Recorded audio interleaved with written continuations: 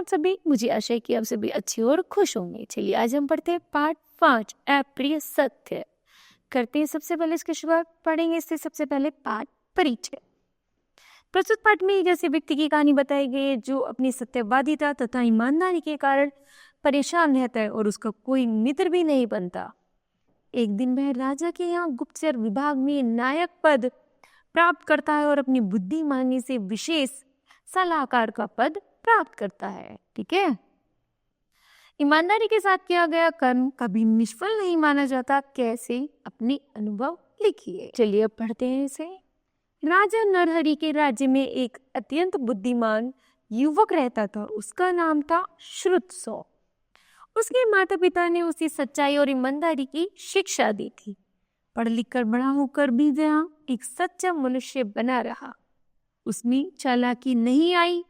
उसके सच बोलने और ईमानदारी के से काम करने के कारण उसके कम ही मित्र थे, क्योंकि प्रत्येक व्यक्ति चाहता है कि लोग उसकी प्रशंसा करें, चाहे वह प्रशंसा झूठी क्यों न हो।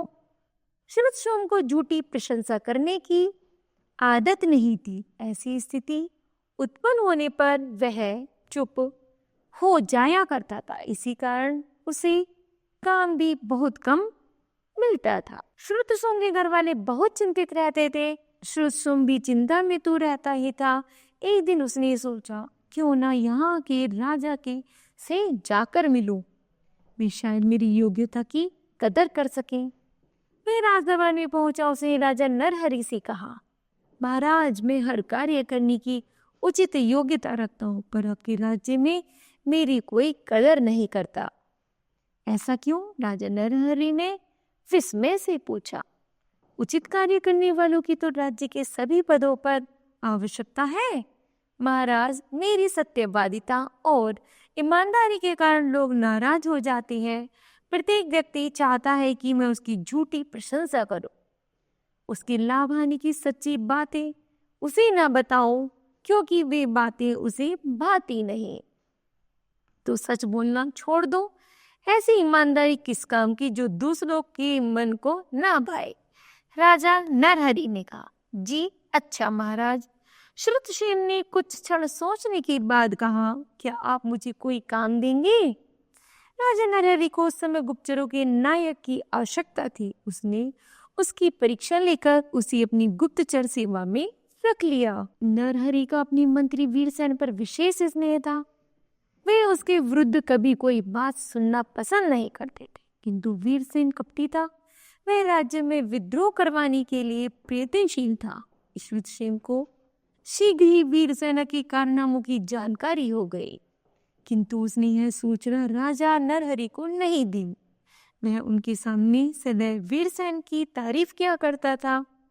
वह वीरसेन को राष्ट्रभक्त और राज्य का शुभचिंतक बताता था। श्रुतसोम को गुप्तचर बनाने के 3 महीने बाद वीरसेन ने विद्रोह कर दिया। उसने राजमहल पर कब्जा कर लिया। राजा नरहरि गुस्से से आग बबूला हो उठे, परंतु वे कुछ कर पाने में असमर्थ थे। उसी समय राज्य के सेनापति ने विशाल सेना लेकर महल पर चढ़ाई कर दी और मंत्री वीरसेन को गिरफ्तार कर लिया। वीरसेन का साथ देने वाले सैनिक भी उसके विरोधी हो गए। राजा नरहरि ने वीरसेन को अगले दिन दरबार में उपस्थित करने के लिए कहा और श्रुतसेन को बुलवाया। श्रुतसेन ने आकर राजा का अभिवादन किया। राजा ने क्रोधित स्वर में कहा, मैंने तुम्हें अपने विशेष गुप्तचर दल का नायक बनाया था। तुम्हें इस षड्यंत्र की जानकारी क्यों नहीं हुई? मुझे सारी जानकारी थी महाराज, श्रुतसेन ने कहा। मेरे पास प्रमाण भी थे कि मंत्री वीरसेन राजद्रोही है। यह सुनकर राजा की गुस्से की आग में मानो घी पड़ गया। वे चिल्लाए, फिर तुमने मुझे बताया क्यों नहीं? श्रुतसेन ने कहा, महाराज, मैंने इसलिए नहीं बताया क्योंकि इस समय इसी सच बोलने के कारण मुझे प्रत्येक स्थान पर लोगों की नाराजगी का सामना करना पड़ा। आपने भी तो कहा था कि ऐसी सच्चाई और ईमानदारी किस काम की जो दूसरों को अप्रिय लगे। मैंने सच आपको भी अप्रिय लगता, क्योंकि वीरसेन आपके विश्वास पात्र थे। आप पर नाराज हो जाते, नाराज होकर मेरे सर भी कलम करवा सकते थे।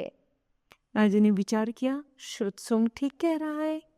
यदि वह वीर सिंह के विरुद्ध कुछ कहता भी तो शायद वे सुनती नहीं और उसे ही सजा देते। शुरुसेन ने कहा, महाराज, सत्य कभी भी मनुष्य की इच्छाओं के अनुसार नहीं होता, इसलिए अक्सर अप्रिय ही होता है। इस संसार में सत्य बोलने वाले बहुत हैं, पर उसे सुनने वाले बहुत कम हैं। यदि हमें सत्य सुनने की शक्ति आ जाए तो झूठ बोलने वालों की स्वतः कमी हो जाएगी। मनुष्य झूठ बोलता है अपने लाभ के लिए। जब उसे सुनने वाला नहीं सुनेगा तो वह झूठ बोलेगा ही क्यों? सेनापति ने कहा, महाराज, शुरुसेन ने अपनी कर्तव्य का पालन उचित प्रकार से किया है। वीरसेन के विरुद्ध सारी सूचनाएं और प्रमाण इन्होंने मुझे पहले ही दे दिए थे। इन्हीं की सूचनाओं के आधार पर मैंने उचित समय पर कार्रवाई की, अन्यथा वीरसेन अपने षड्यंत्र में सफल हो जाता। राजा नरहरि लज्जित हो उठे। उन्होंने शुरुसेन की सत्यवादिता पर प्रसन्न होकर उसे अपना विशेष सलाहकार नियुक्त कर लिया। तो बताओ बच्चों, आज आपने क्या सीखा कि हमें अक्सर ईमानदारी से काम करना चाहिए और कभी झूठ नहीं बोलना चाहिए। हमें आशा है कि आपको ये पाठ समझ आया होगा। धन्यवाद।